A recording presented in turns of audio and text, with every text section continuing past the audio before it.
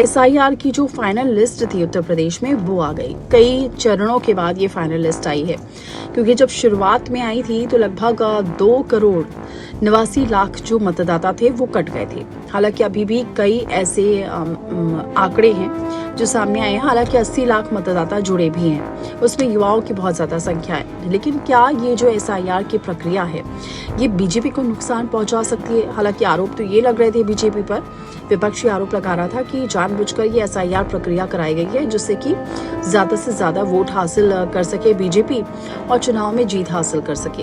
लेकिन क्या लग रहा है कि बीजेपी के लिए ये चिंता वाली बात है, क्योंकि 5 तो ऐसी विधानसभा सीटें हैं जहां पर सबसे ज्यादा नाम कटे हैं, और ये वो सीटें हैं जो बीजेपी के लिए बहुत ज्यादा प्लस मार्जिन वाली ये सीटें थी।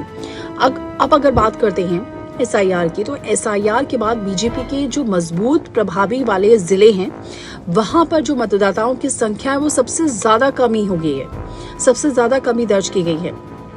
जबकि जो मुस्लिम बहुल इलाके हैं, मुस्लिम बहुल जिले हैं, वहां ये कमी थोड़ी फिर भी देखने को मिल रही है, अपेक्षाकृत कम देखने को मिल रही है।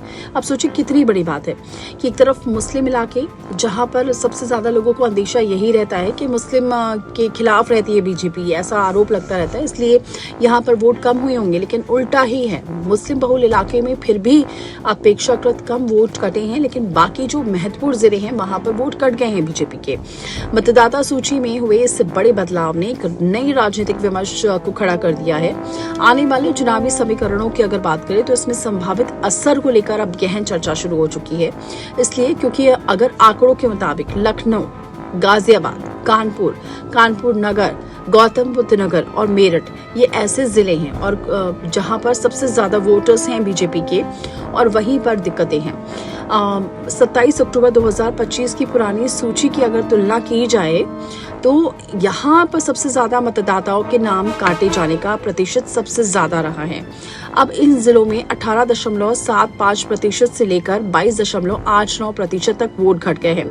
अब खास बात यह है कि सभी क्षेत्र 2022 के विधानसभा चुनाव में बीजेपी ने ज्यादातर सीटें यहीं से जीती थी, और लोकसभा चुनाव के लिहाज से भी ये सीटें बीजेपी के लिए गढ़ मानी जाती हैं। अब 5 विधानसभा सीटों पर सबसे ज्यादा नाम कटे हैं, तो ऐसे में राज्य की जो 5 विधानसभा सीटें हैं, यहाँ पर 5 विधायक जो हैं वो बीजेपी की ही हैं।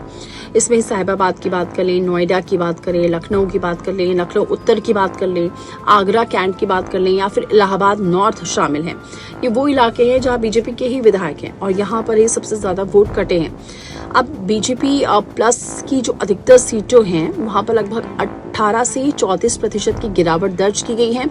लेकिन सपा की अगर बात करें तो अधिकांश जो सीटें हैं वहां 18 से 15% ही गिरावट वाली देखने को मिली। तो क्या अब ये जो सीटें कम हुई हैं, जो मतदाता कम हुए हैं, इससे कितना असर पड़ने वाला है? क्या बीजेपी को इससे नुकसान हो जाएगा? और बीजेपी ने क्या ये एसआईआर प्रक्रिया चुनाव से पहले कराकर हालांकि ये एक चुनावी प्रक्रिया है, चुनाव आयोग का कदम है, लेकिन बीजेपी पर क्योंकि ये आरोप लगते रहे हैं कि बीजेपी ही ये एसआईआर प्रक्रिया करा रही है पारदर्शिता के लिए, क्योंकि बिहार में भी ऐसे ही देखने को मिला और उसका फायदा भी मिला कि वोटिंग परसेंटेज तो बढ़े थे, लेकिन जो मतदाता थे वो एकदम सही मतदाता थे, किसी ने भी फर्जी वोटिंग नहीं करी थी और ऐसी कोई खबरें नहीं आई थी।